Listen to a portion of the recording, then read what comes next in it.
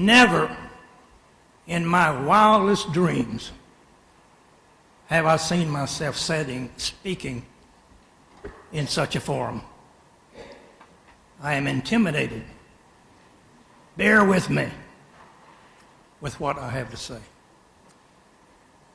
I thank all who helped put this occasion together to honor these World War II veterans.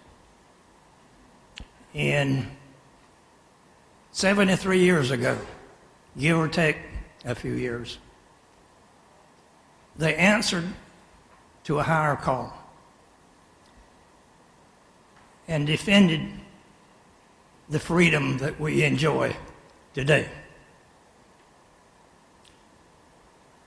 Freedom is a fragile state. It's not a thing. It's a state. Every generation is called to defend the freedom that their fathers leave them. I flew as a fighter pilot in the Pacific Theater. The Pacific offered beauty and a threat. Many regions of the Western Pacific are shallow. Shallow when you think in terms of oceans. The sun reaches the bottom of the shallow ocean, and coral grows profusely. On the ocean floor, on the little islands that dot the ocean, if you fly over them, you see a panorama of color of the rainbow. And as you travel, you see a lovely, changing ocean before you. The Pacific offered also a threatening environment. We flew long missions, long flights, with no landmarks to steer by. No navigation equipment. No radio points to steer by.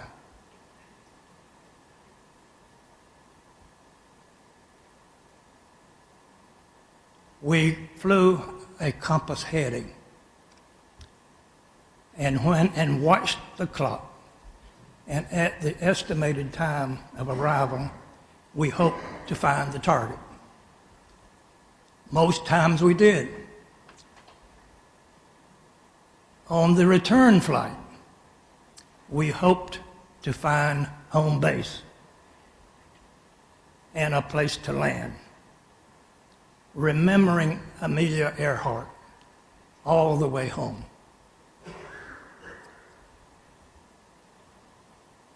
If you count the operational losses and the combat losses, 40% of our air crews did not come home.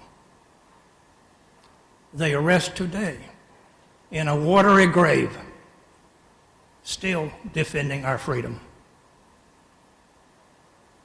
My group flew escort missions over Kyushu,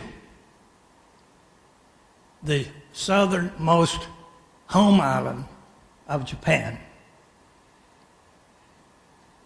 escorting reconnaissance airplanes, taking pictures of the beaches on the southern coast of Kyushu. At the same time, a huge convoy remained at anchor in a lagoon called Ulithia, 350 miles south of Guam. waiting for orders to steam north and land on those beaches. Those orders never came. 2 atomic bombs dropped on Japan, and the war ended. Many Sunday morning quarterbacks have condemned President Truman for ordering those bombs dropped. But I applaud him. Had that force landed on those beaches and continued on to Tokyo, thousands of casualties amongst our troops would have occurred. Equally important, a greater number of the Japanese would have died. The Japanese culture did not permit surrender.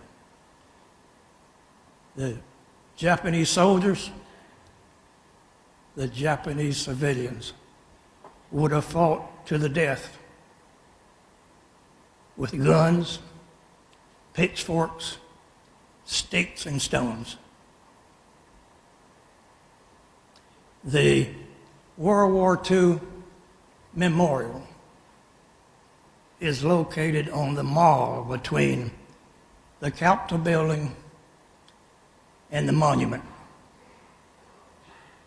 In the center of that memorial, a pool contains fountains that toss water into the air to fall freely back into the pool, symbolizing freedom. If you stand facing the west wall, a small pool of water is before you. A small pool of water, white water symbolizing death. On the edge of that pool is an inscription. Here marks the price of freedom.